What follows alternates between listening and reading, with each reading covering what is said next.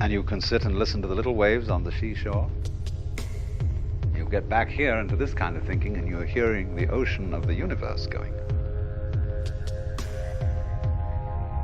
And that's your breathing too. It's all one rhythm. So it may be that every star was once a planet populated by intelligent people who found out about the fundamental energy of the universe and blew themselves up. And as they blew up, they scattered all kinds of stuff out which became little planets. Which in a long time, life started all over again.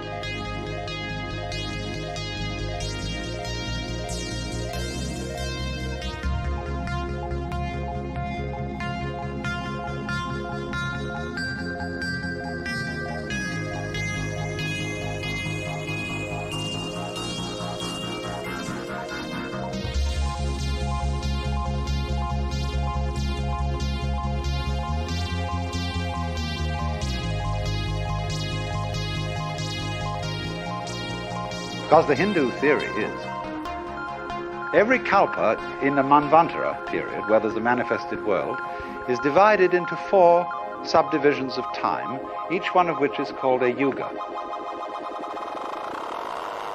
Now, each of these periods of the kalpa are of different lengths. Krita is the longest, and Kali is the shortest.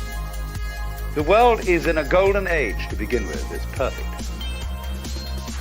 Then when we get a little bit more adventurous, you see, Treta means that in this era, a kind of disharmonious element enters into things. And as it were, as a fly in the ointment. The snake in the garden.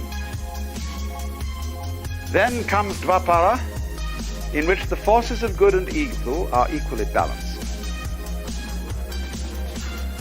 And finally Kali, which is the shortest period, where the forces of evil are triumphant, and the world is destroyed at the end of it.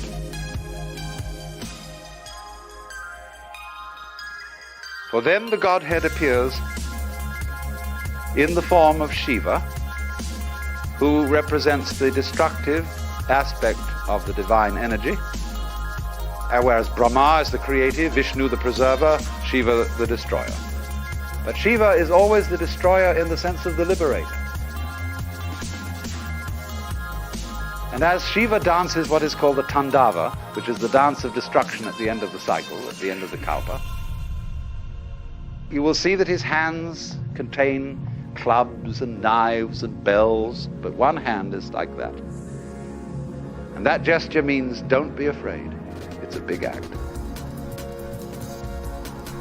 It is all, as it were, the outflowing of your own consciousness, of your own mind.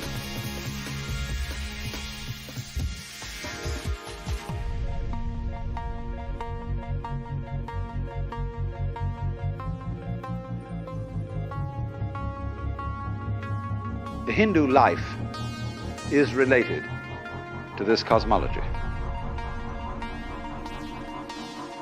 And the objective of life is, of course, in the end, to wake up from the dream.